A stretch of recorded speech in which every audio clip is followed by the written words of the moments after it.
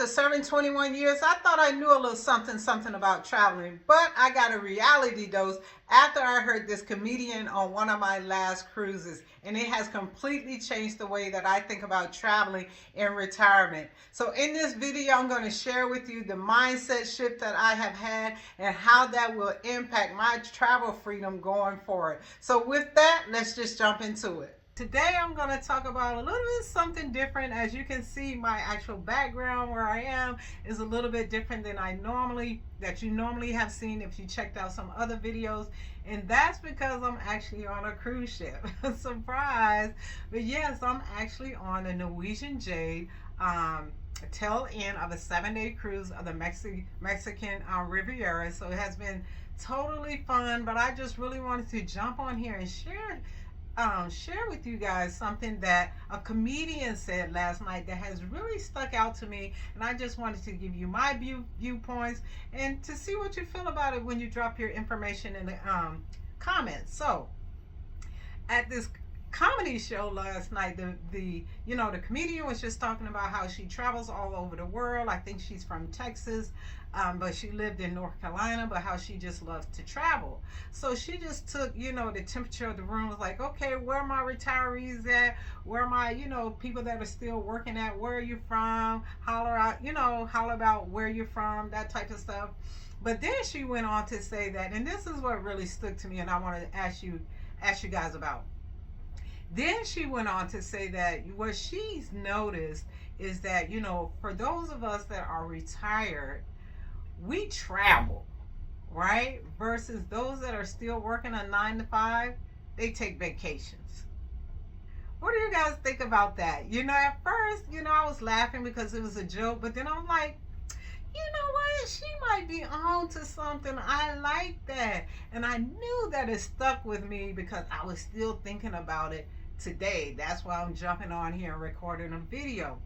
And it just really reminded me of the fact that that's true. I feel like in a way that is definitely true, because when you're retired, you can take your time. It's not the go of when you're on vacation, right? Remember when we were in the military, we had to take leave. So whatever the leave that we took, or now that you're not in the military, you still have to request time off.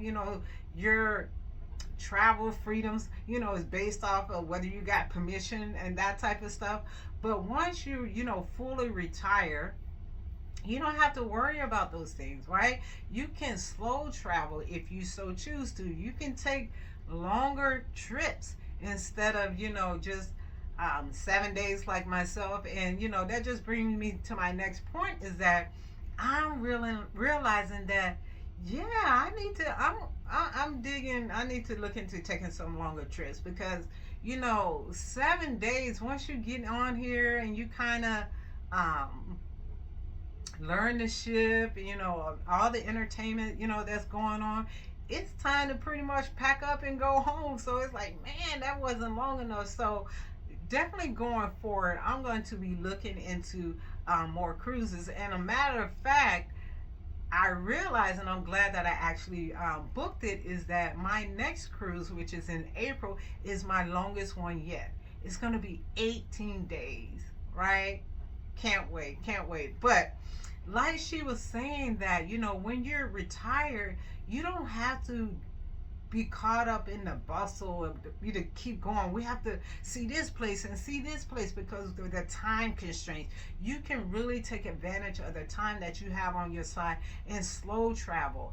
And I just really wanted to just come on here and share that with you, because I do believe that in order to do something like that, it is a complete mindset shift, right? I know it is for me. So instead of thinking that I'm on vacation, I'm starting to think more so of, this is my temporary home for however long it's meant to be. So with that, I continue to do the things that I would do at home as much as possible, right? So I still get up early. I still go for my daily walks.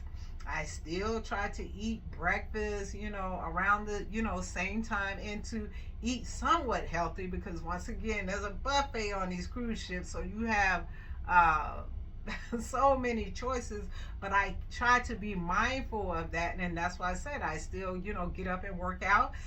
Another thing that I do, I take the stairs, as much as possible. So it's really a mindset shift from, I'm traveling versus I'm vacationing, right? And another area how that plays out to me is that, you know, especially on cruises, if I don't want to get off the ship and visit a particular port, guess what? I don't have to get off the ship. I'm more than content to stay on here. And I actually think that is better sometimes because it's less crowded. The elevators, come quickly. There's room everywhere. So it's just that mindset shift. And it just really reminds me of um, this, and I mentioned her before on my channel. Her channel is called Poverty to Paradise, and she actually lives on cruise ships. And she said that before. She was like, people ask her, do you, get tired of being on a cruise ship and that type of stuff? And she's like, no, because I'm not on vacation, right? It's her home. So she looks at it as, the fare that she pays for her cruises, that's her rent, right? When she pays for internet, excursion, that type of stuff is her entertainment. So, and she actually sold all of her stuff, and she literally lives on cruise ship. But like she said, for those of us that may be interested in slow travel, whether it's cruising or not, you have to have that mindset shift. This is a way of life and not just, a short-term vacation, right? So I just wanted to come on here and share that with you. And I want to know, what do y'all think? Do you think once you retire, or if you're already retired and do you look at it as traveling, or is it still vacation? Drop your comments below, and if you found value in this video, make sure you hit that like, go ahead and subscribe, and go ahead and share it with your battle buddy. So until next time, remember, always redefine freedom for yourself, and I'll holler at you next time.